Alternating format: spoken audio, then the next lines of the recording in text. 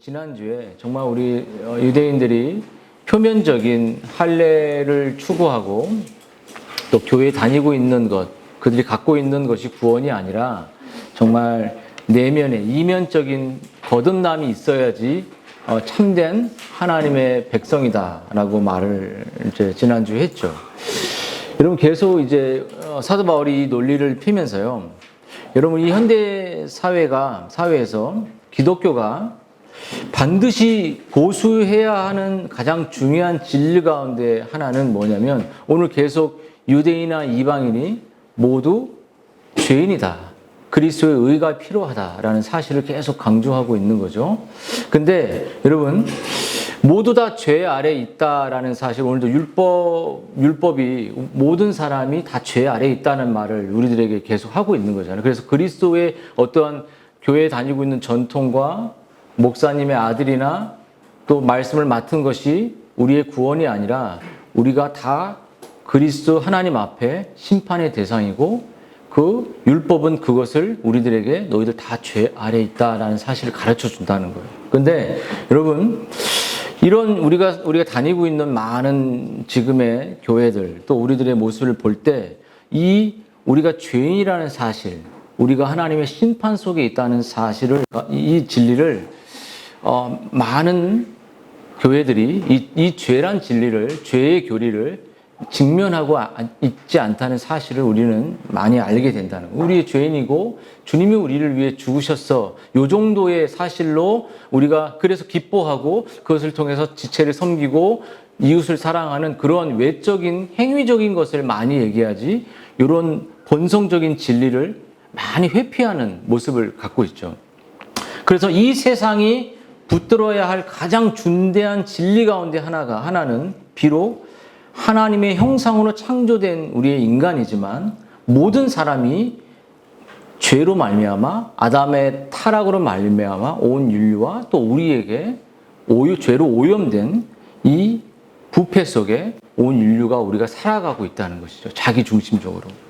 그래서 여러분 우리는 하나님 믿지 않는 어떤 친구가 운동을 하는데 이제 결혼을 앞두고 있어요. 그래서 안 믿는 친구예요. 근데 맨날 싸운대. 그래서 너는 성악설을 믿냐, 성선설을 믿냐? 성악설 같아. 하나님 안 믿었는데. 그러니까는 너무 싸우고 맨날 이렇게 서로 그런 자기중심적인 게 많다는 거죠. 그러니까 믿지 않는 사람도 인간이 지극히 자기중심적이고 자기 감정적이고 자기 생각으로 사로잡혀 있다는 사실을 알게 돼. 오늘 유대인의 이야기를 들을 때도 궤변을 막 늘어놓잖아요.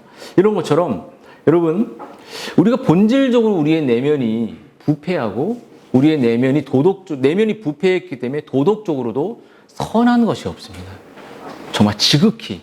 그래서 우리는 이 교회가 좋고 저 교회가 좋고 저 사람이 이거 좋고 많은 것들이 우리는 정말 내면의 본질적인 것을 추구하기보다는 정말 그 눈에 보이는 것들을 가지고 좋고 나쁨을 판단하는 것처럼 우리는 내면도 부패했지만 도덕적으로도 선하지 않아요. 우리 아이들에게 싸우지 마라 이렇게 하면 더 싸우잖아요.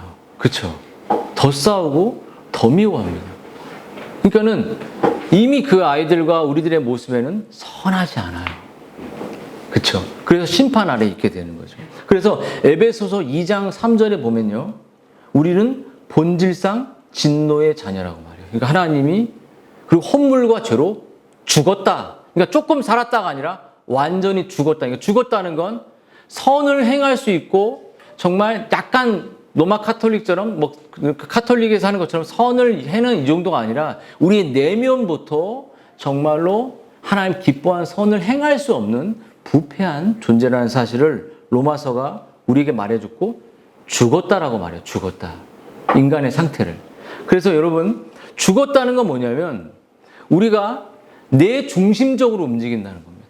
내 감정적으로 움직인다는 겁니다. 내가 생각하는 판단이 하나님 말씀이 옳은데 하나님 말씀을 들으면 내 생각은 그렇지 않아. 나아만처럼 아르바강 무슨 강 내가 생각한 거기 강이 더 깨끗해. 그냥 들어가서 정말 강에 들어가서 씻으라고 하면은 씻으면 되는데 요단강에 씻으라고 하면 안 돼. 자기가 문둥병에 걸려 죽어가고 있음에도 인간은 끊임없이 자기가 생각하는, 내가 생각하는, 내 감정은, 내 판단은, 하나님의 입장도 자기가 판단해. 오늘 우리가 하나님이 죄의 조성자냐, 이런 느낌처럼 죄를 조성해 놓고 죄를 짓게 만들고 책임은 하나님께 있지 않냐, 이렇게 하나님을 자신의 마음속에 넣어놓고 하나님이 누구는 택하고 누구는 택하지 않고 이게 뭐냐라고 하나님의 영역을 인간의 마음속에 두고 막 요리하는 오늘 유대인들을 보게 된다는 거예요.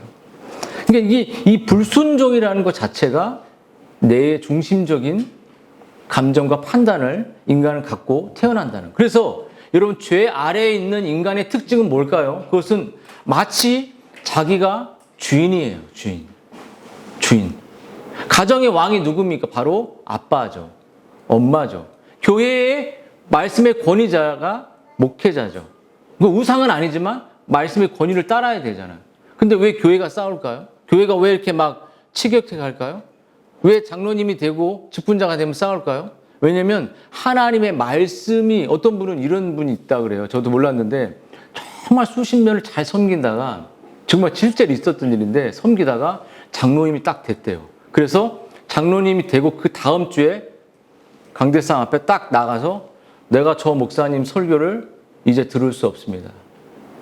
저분은 옳지 않은 사람입니다. 이거를 장로가 되자마자 시행했다는 거예요. 장로가 항존직이니까. 그러니까 중요한 건 뭐냐면 하나님의 말씀으로 다스림 받고 있는 직분자를 점검해서 세울 때, 그렇게 목회자가 또 리더가 이건 하나님의 말씀으로 한번 자신을 돌아보십시오 할 때, 그게 감정적으로 옳지 않아도 하나님의 말씀이 맞다고 하면 그것을 감정을 내려놓을 수 있는 사람이 진짜 리더예요.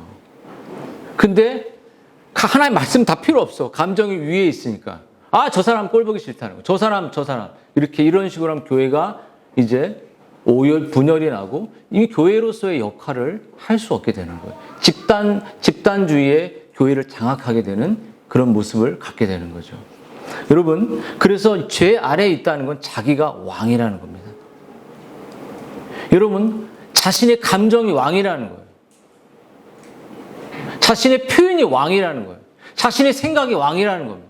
성경은 왕이 아니에요. 성경의 말씀의 이 권위는 왕이 아닙니다. 자기가 왕이에요. 내 판단 기준이 성경인가? 그리스도의 말씀인가? 그러니까 그리스도의 몸이라면 그 머리가 우리에게 제시하는 길이 그 앞에 우리가 복종해야 되는데 자기의 감정과 판단이 왕이라는 거죠. 여러분, 그래서 죄는 우리의 본성을 사로잡아 네가 왕이야. 네가 스스로 창세기처럼 하나님처럼 될 수 있어. 이게 말은 하나님처럼 된다는 의미보다는 네가 이 동산의 관리자가 될 수 있어.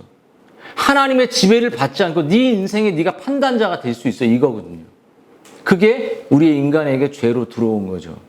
그래서 근데 여러분, 중요한 것은 여러분 마음속에 여전히 막 이렇게 막 어려움이 있다가도 하나님의 말씀이 제 생각에는 목사님 이거 그렇지 않은 것 같습니다. 그건 여러분 생각이죠. 그리고 목회자의 생각도 될 수 있어요. 근데 그게 목회자의 생각이 다 하나님의 생각이라고 말할 수도 없죠. 중요한 것은 정말 하나님의 말씀인가를 돌아보고, 어떤 성도가 나에게 목사님 이건 하나님의 말씀에 어긋난 것 같습니다 이렇게 말하면, 어떻게 목사님 이게 아니라 말씀을 보고 그게 맞다면 목회자가 회개할 수 있어요. 내 말을 들어, 내 말을 따라, 이게 아니죠. 정말로 성도의 멤버들 중에 정말 하나님의 말씀에 이거 어긋났습니다라고 말하면 목회자가 받아들일 수 있는, 그러면 그런 모습을 갖춘다면 리더들도 그런 모습을 갖출 수 있겠죠. 여러분, 진짜 거듭난 신자의 모습은 지금은 그 환경이 이런 것이 도피하고 피할 수 있습니다. 넘어질 수 있어요. 근데 거듭난 자의 특징은 뭐냐면 다시 말씀으로 돌아옵니다. 다시 그 자리에 앉아 있어요. 다시 내 생각이 잘못됐다는 깨닫고 주님 앞에 나와요. 도망갈 수 있고 피할 수 있고 화낼 수 있고 짜증낼 수 있지만 하나님 말씀이 맞다고 생각이 들면 그 말씀 앞에 돌아오는 거죠. 그게 우리들의 신자의 모습인 거예요. 그래서 여러분, 복음은 뭐냐? 우리의 영혼의 이 죄악된 자기중심적인 상태를 진단해줘요. 야, 너 이거 네 본성적이야. 너 부패한 네 마음속에 있는 모습이야. 너를 치료하고 너를 회복할 그리스도가 필요해. 이것을 말해주는 것이 복음이고 오늘 사도 바울의 변증이 그런 변증인 거예요. 여러분 죄인인 사람이 너 죄인이야 라고 말하면 기분 좋아요, 안 좋아요? 기분 좋아요, 안 좋아요? 별로 안 좋죠. 너 잘생겼어. 그럼 기분 너무 좋잖아요. 너무 정말 핸섬해. 너 얼굴에 빛이 나. 응? 이렇게 너 미래가 잘 돼. 너무 좋죠. 근데 그런 말보다는 의사가 너 악성 종양이 있어. 이제 끝이야. 이게 말하면 의사는 그렇게 말하잖아요.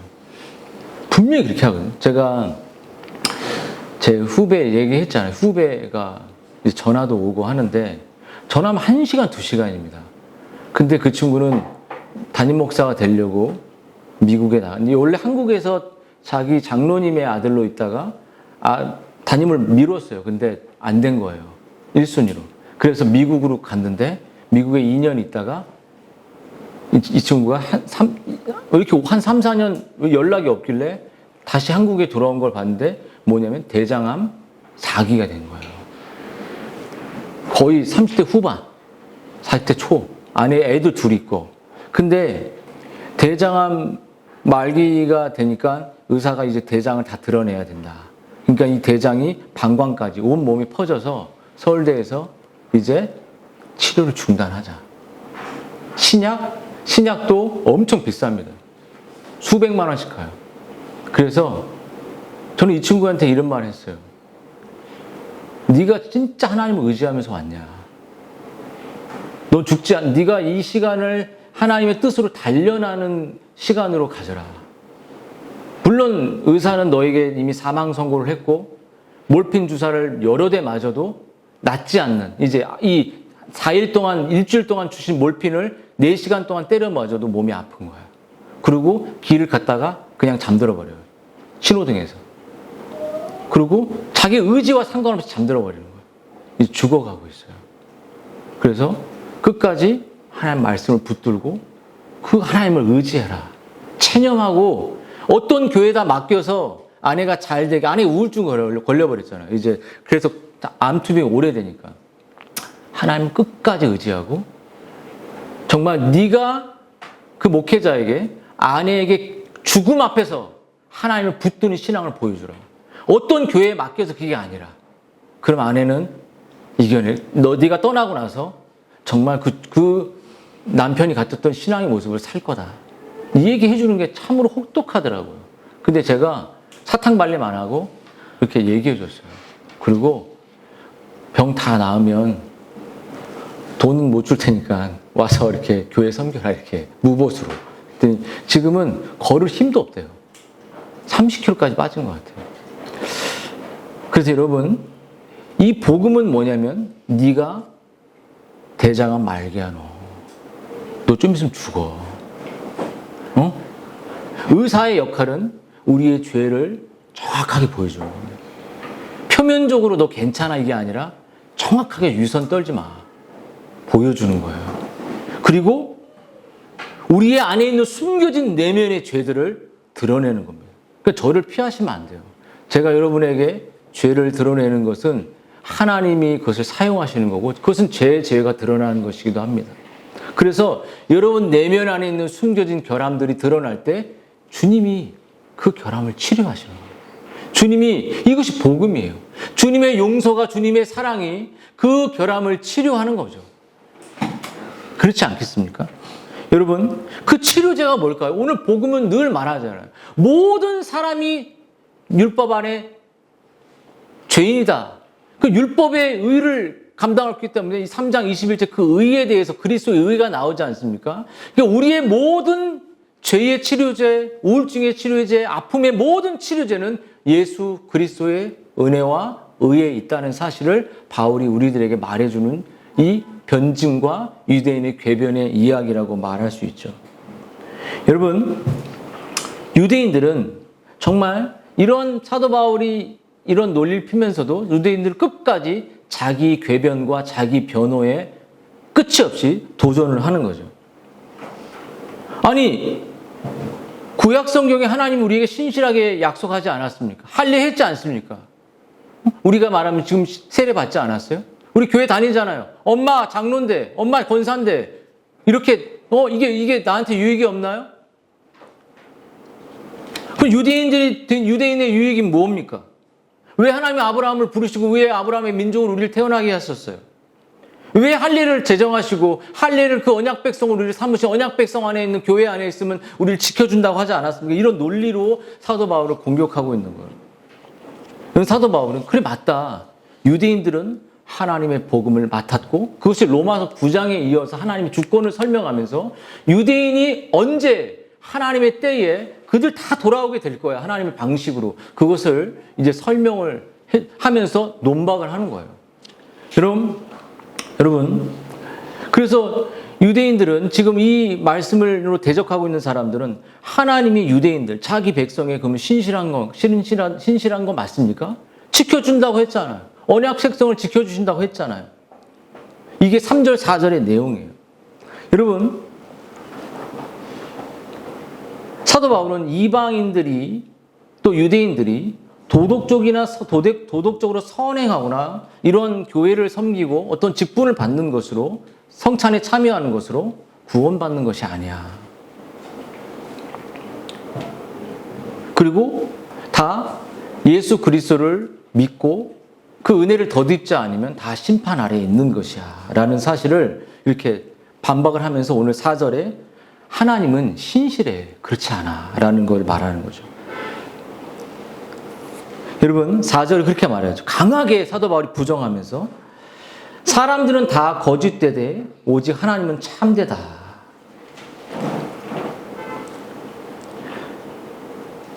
기록된 바 주께서 주의 말씀을 의롭다함을 얻으시고 판단받으실 때에 이기려 함과 같으니라.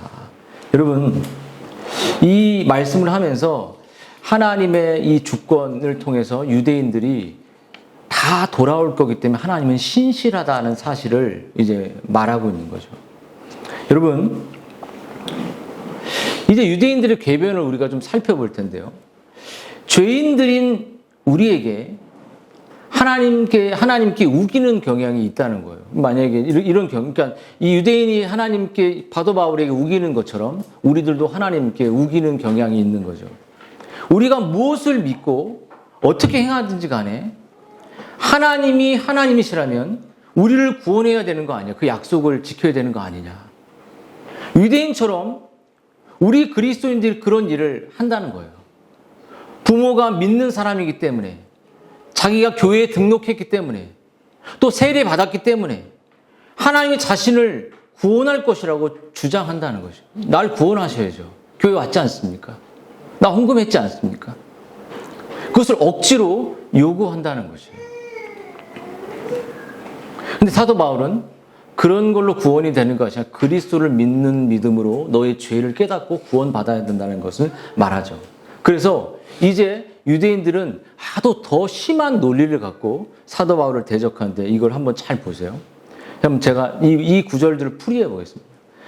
내가 사람의 말대로 말하노니라는 이 말의 뜻을 이제 말하는 거예요. 사람의 논리로, 사람의 생각대로 말해보겠다는 거예요.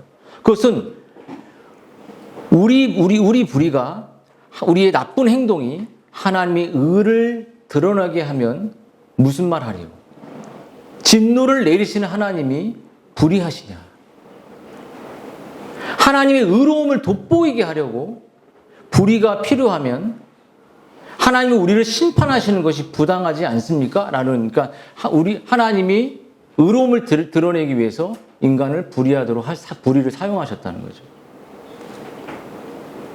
하나님이 7절이면 하나님이 참되시기 위해서 나의 하나님 인간을 거짓말을 막 하게 함으로 하나님이 참되심을 더 풍성하여 그의 영광이 되었다면 어찌 내가 죄인처럼 심판받으리요.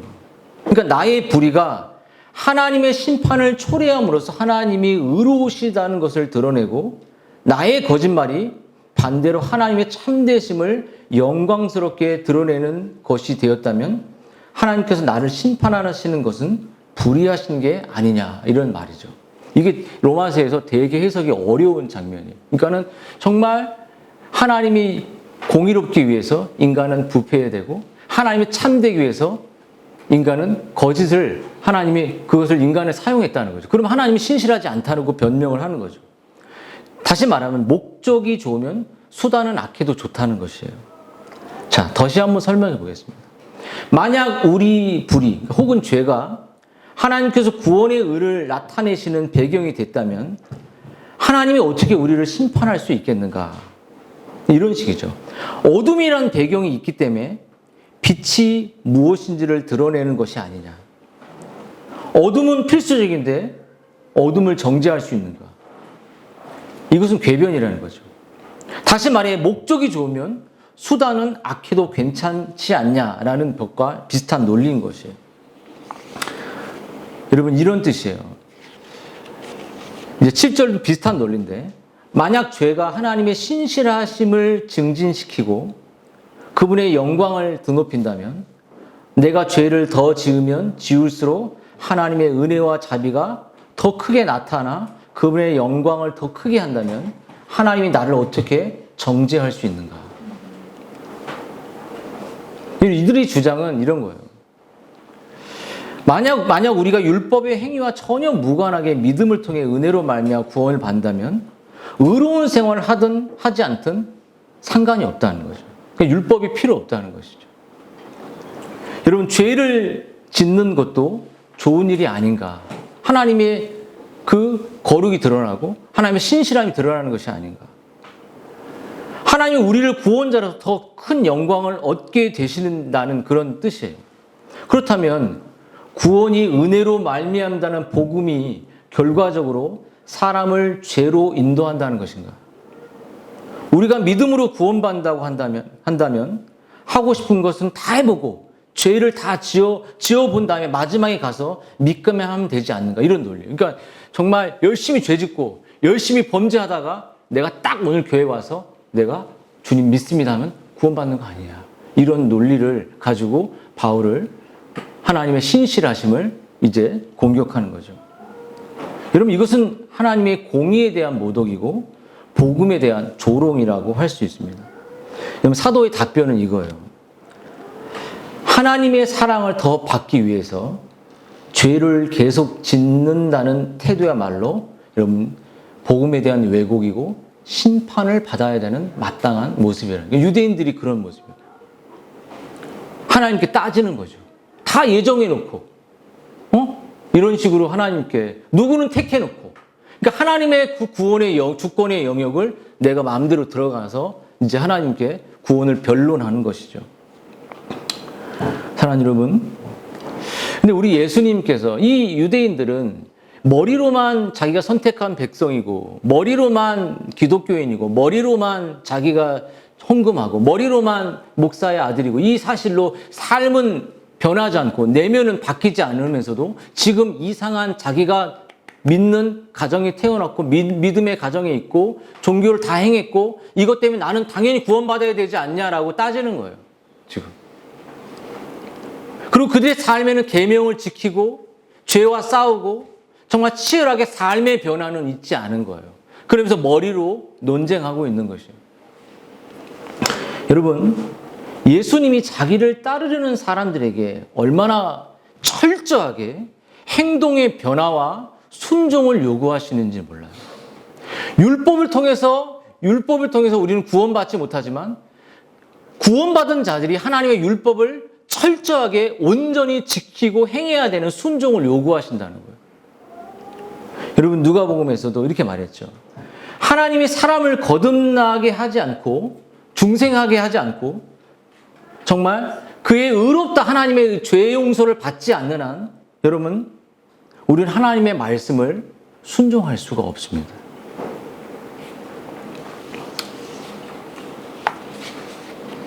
여러분 그래서 사도 바울은 우리들에게 말하는 것이죠. 여러분 만약에 그런 식으로 우리가 생각하고 있다면 여러분 내가 정말 율법을 행하고 교회를 지키고 또 정말 교회 나오고 헌금생활 했기 때문에 내가 구원받았다고 생각하면 그 사람은 온전한 그리스도인의 삶이 아니라는 거예요. 여러분 예수님의 말씀을 쫓아 우리가 예수님 말씀을 순종하고 죄와 싸우고 자기 중심성과 싸울 수 있는 것은 그에게 하나님의 말씀 앞에 죄를 깨닫고 죄 앞에 내가 죄인임을 인정하는 그 내면의 죄를 깨닫게 하시는 성령의 역사와 우리 안에 새 본성을 창조하시는 일이 없다면 우리 하나님의 계명을 지킬 수 없습니다. 만약 자신과 남들에게 있는 그 악이, 여러분, 남들이 죄를 짓고 있을 때 내가 그 죄를 즐거워. 우리 아이들이 나가서 PC방에 가거나 나가서 음란한 걸 보거나 나가서 나쁜 행동을 할 때 교회 안에 있는 거 말고 교회 밖에서도 그것이 내 안에 부패와 난 여기 있으면 너무 고통스러워 하지 않고 그런 죄를 즐기고 있다면 여러분 그리스도인이라고 말할 수 없는 것이에요. 여전히 나는 교회 다니고 있고 여전히 나는 선택한 백성이고 나는 여전히 언약 백성이고 여전히 그렇게 하나님께서 그렇게 나를 불의하게 사용하셔도 그래서 나는 구원받을 거야 라고 말하고 있는 모습과 같다는 거죠. 우리가 진정으로 여러분 거듭난 그리스도인이라면 여러분 죄를 미워하고 죄와 맞서 싸우고 자신의 본성과 맞서 싸우는 실제 모습이 피 흘리기까지 모습이 있어야 된다는 거죠. 여러분 그런 모습이 있나요? 어쩌면 이 유대인들처럼 이상한 궤변을 내밀면서 이렇게 하나님을 대적하고 있는지 한번 자신을 돌아봤으면 좋겠어요. 그래서 사도 바울은 오늘 3장 9절부터 18절까지 이 유대인들뿐만 아니라 이방인들도 여러분 이 시편의 14편의 말씀도 인용하면서 하나님의 은혜에 떨어져 나간 모든 인간의 상태를 묘사하고 있어요. 우리 인간은 하나님을 기쁘시게 하거나 하나님을 이해하거나 하나님을 찾는 일을 하나도 할 수 없는 전적인 부패한 무능한 존재라요. 하나님을 찾지 않습니다. 여러분 보십시오. 우리 아이들이 하나님 찾습니까? 여러분 하나님을 찾았습니까? 하나님을 알고 싶다고 하나님 목마름에 외쳤습니까? 여러분 하나님을 이해하고 하나님을 알아가고 하나님에 대한 성품을 이해하고 하나님의 계명을 이해하고 하나님의 섭리를 이해하고 하나님의 고난을 이해하고 그것을 믿음 안에서 그것을 이해하고 깨닫고 그 내 삶에서 이해되지 않지만 묵묵히 오늘도 그 길을 가는 위그노드의 삶들처럼 그렇게 우리가 했냐고요. 위그노드의 제일 유명한 말이 patience라는 단어죠. 정말 인내. 그 구멍 뚫린 그 현장에서 한 정말 젊은 여자아이가 딱 죽으면서 벽에다가 인내라는 말을 쓴 거예요. patience. 40년을. 여러분, 전적인 부패했다는 이 교리는 우리가 죄가 어떤 것인지도 모르면서 하나님의 은혜를 알 길도 없다는 거예요. 내가 죄인이라는 사실, 내가 자기중심적이라는 사실, 극히 나밖에 모른다는 사실, 극히 내 감정에 사로잡혀 살아간다는 사실, 내가 느낌대로 살아간다는 사실, 하나님의 말씀이 왕이 아니라는 사실에 대한 고백도 없으면서 교회에 온 것이 구원받았어. 세례받고 성찬한다는 것이죠. 여러분 이것을 모르면 하나님의 의를 베푸신 하나님의 은혜를 우리가 알 길이 없다는 것이죠. 여러분 우리가 얼마나 교만하고 부패한지를 모르면 하나님의 위대하심을 알 길이 없습니다. 하나님의 구원과 하나님의 치료와 하나님의 용서와 하나님의 사랑을 알 길이 없어요. 죄의 관문을 뚫고 가지 않는 한 내가 철저히 무릎으로 정말 그 앞에 복종하면서 죄인이라는 사실을 인정하지 않는 한 유대인들이 처하고 있는 이 궤변을 우린 늘 떠도는 거예요. 괜찮겠지. 용서하시겠지. 막 타락하고 막 그런 클럽에 다니다가 내가 오늘 열심히 교회 다닐래? 그럼 구원받는 거예요. 그런 교회를 그는 환영하죠. 그런 사람들. 여러분 그런 사람들은 병원을 찾지 않고 자기가 병들고 그 친구가 처음에는 병원을 잘 안 갔어요. 염증이 여기서 아프니까 그냥 소화제 먹고 염증약만 먹었어요. 그렇게 1년을 보낸 거예요. 그러다가 하혈을 하기 시작하니까 그때서 병원 가는 거예요. 인간은 죽을 때 병원 가요. 죽음의 암이 다 퍼져가지고 의사가 이제 치료 못합니다. 이렇게 할 때 그냥 죽는 거예요. 이게 인간이 갖고 있는 생명의 본능의 모습이에요. 사랑하는 여러분, 여러분이 정말 내가 죄인이고 내가 유대인처럼 내가 안전하다고 느끼고 내가 지금 친구들과 죄를 범하면서도 교회에 나오는 뻔뻔한 우리 아이들 가끔 이런 얘기 하죠. 아빠, 저 이제 잘할게요. 그러면 엄청 죄를 많이 짓고 오고 있는 거예요. 그렇지 않겠습니까? 엄마, 내가 숙제 잘할게. 그러면 엄마 몰래 엄청난 죄들을 짓고 있는 거예요. 그렇지 않겠습니까? 오늘 정말 아내에게 상냥해. 아내에게 못할 범죄를 한 거예요. 강사님 조심해. 다 보고 있어. 눈빛이 흐릿흐릿해. 보니까. 여러분, 정말 하나님의 은혜를 떠난 사람은 영적으로 병에 걸린 정도가 아니라 성경에 말하면 죽었다. 죽었다는 건 육체만 살아있는 거, 본능만 살아있는 거. 저희 집 고양이들 있잖아요. 털 싹 다 밀어버렸거든요. 그냥 이렇게 딱 구멍 많아요. 털이 덜 빠져. 근데 먹을 거 줄 때마다 딱 핥고 탁 거기 돌려버려요. 아유, 이제 뭐 걔는 막 이렇게 하잖아요. 걔네들은 그런 거 없어요. 여러분, 그렇기 때문에 하나님은 역사를 통해서 성경을 통해 인간의 본성의 상태를 세 가지로 진단해요. 첫 번째 뭘까요? 인간은 본질상 건강하다. 난 선하다. 나는 구원받을 만하다. 나는 선하다. 나는 기독교 가정에 태어났다. 모태신앙이다. 선하다. 이것은 자유주의의 견해이며 대다수 사람들의 견해입니다. 상대주의, 진화론을 믿는 사람들의 견해이라고 말할 수도 있죠. 물론 인간에게도 문제가 있긴 한데 그것은 최고의 건강 상태에 조금 못 미치는 정도로 인간을 안일하게 판단한다는 인간의 그 영적 상태를. 두 번째, 인간의 본성이 병들었을 뿐이다. 그러니까 완전히 죽은 게 아니라 나 병들었어. 병들어서 주님 위해서 일하지 못하고 주님 위해서 움직이지 못할 뿐이야. 여러분, 이것은 인간의 상태를 아주 심각하게 보지 않는 알미니우스나 그러한 이 인간 안에 있는 작은 선함이 남아있다고 말하는 것과 같은 것이에요.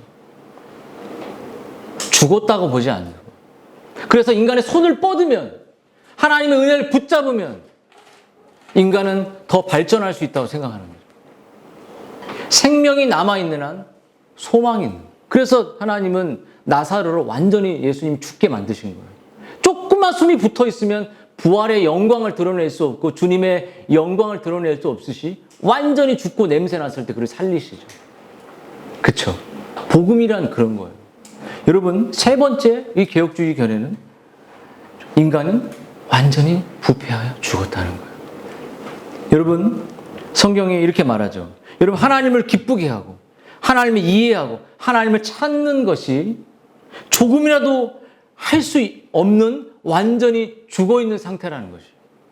우리가 거듭났을지라도 여러분 계속 죄 가운데 있으면 어떻게 하나님 찾습니까? 안 찾잖아요. 그래서 성경은 허물과 죄로 죽었다. 반응은 시체라는 거예요.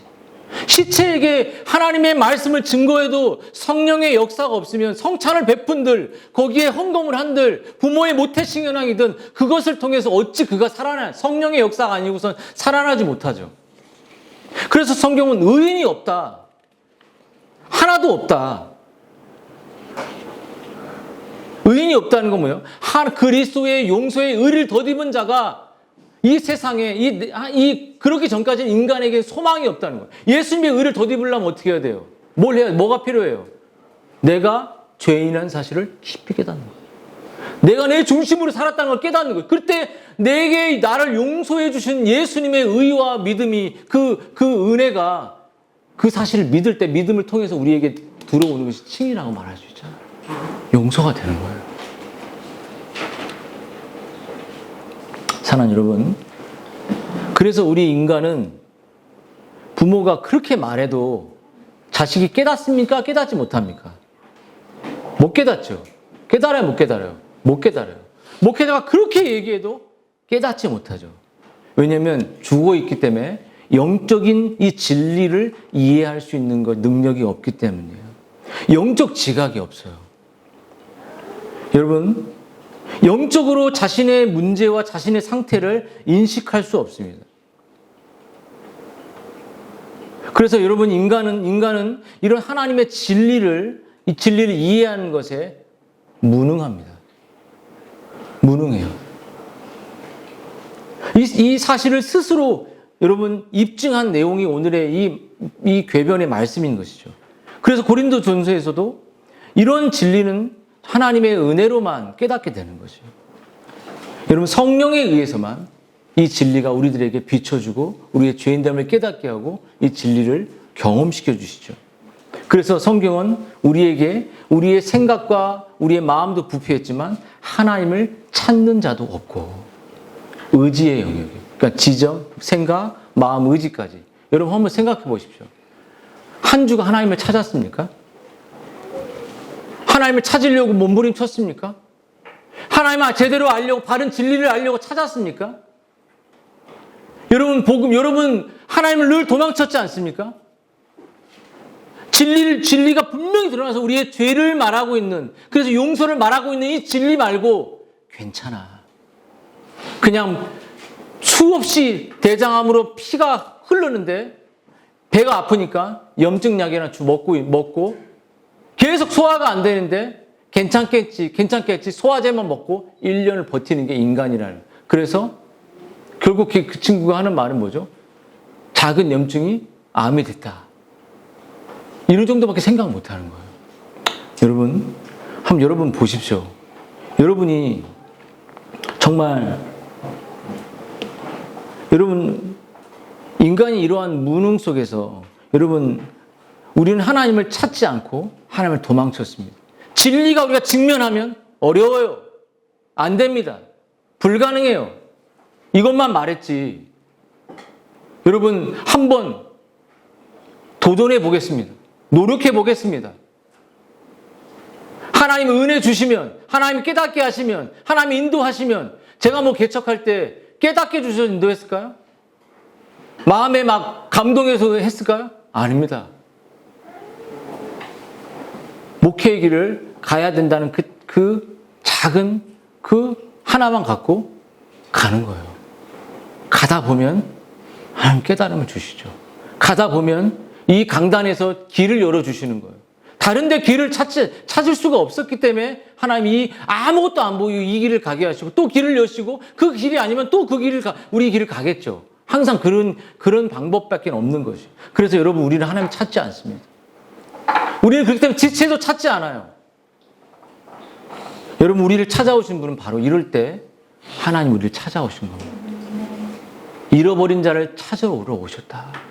드라크마를 찾으듯 동전을 찾듯 우리의 영혼을 살리기 위해서 우리의 인생 가운데 정말 수천 년의 계단을 뚫고 우리에게 자신의 의를 주시기 위해서 우리에게 율법 아래에 있는 것이 율법이 아래가 아니라 은혜 아래에 우리를 두기 위해서 우리의 삶에 찾아오신 겁니다.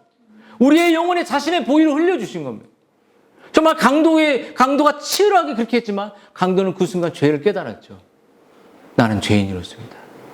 자신이 합당한 모든 죄를 성령께서 그때 깨닫게 해주죠. 특수한 상황이죠. 여러분 우리에게 찾아오셔서 주님이 하신 것이 무엇이죠? 네가 소중히 여기는 것이 그것이 아니고 바로 나다. 내가 너를 위해 죽었다. 내가 너를 위해 생명을 주었다. 그리고 내 아들을 주었으니 이 아들을 믿거라. 이 진리를 우리에게 가르쳐 주시죠. 그리고 성령은 그것을 우리에게 깨닫게 하십니다. 깨닫게 하실 때 우리는 우리의 의를 내려놓고 우리의 율법주의적인 정말 우리의 궤변들을 왜 이 따위를 창조해놓고 아담이 왜 이렇게 선악과를 만들어놓고 죄짓게 만들어놓고 이 세상을 타락해 하냐 이러한 하나님을 내 더러운 가슴에 가둬놓고 마음대로 막 궤변을 넓히는 이런 상황이 아니라 정말 내가 죄인임을 깨닫고 정말 나의 주님 되시는 그리스도를 붙드는 역사를 우리 안에 허락하신다는 거죠. 여러분 하나님이 우리에게 하신 것은 우리는 하나님에게 도망쳤지만 하나님 마치 사냥개를 추적하는 것처럼 하나님 어떠한 정말 누군가를 추적하는 것처럼 추격자 영화 있지 않습니까? 그거 무섭더라고요. 막 추격해서 우리 승리 사모님을 얻으려고 얼마나 강사님이 노력했어요. 메시지 보내고 차도 태우고 그랬을 거 아닙니까? 응? 아닌가요? 나도 우리 아내 할 때 그렇게 했죠. 그러다가 맨날 출퇴근 시켰거든요. 교회에서. 근데 그 88 그 도로인가? 올림픽 도로에서 차 안에서 타는 걸 누가 또 본 거야, 또. 그래서 이제 연애하는 게 뽀록나지만. 아니, 거리에서 만난 게 아니라 차끼리 쓱 지나가다가 차도에서 본 거야. 그래서 이제 결혼을 하게 됐지만 웃긴 게 여러분, 하나님은 우리 김성욱 집사님도 계속 아내를 맞추려고 얼마나 노력했습니까? 추격하고 노력하고 다 드러나서 더러움이 드러났지만 이혼하지 않은 게 다행이잖아, 할 때. 근데 여러분, 하나님은 추격하는 거예요. 추격자. 우리는 끝없이 민낯을 아담처럼 숨고 가리고 하지만 하나님은 어디 있냐?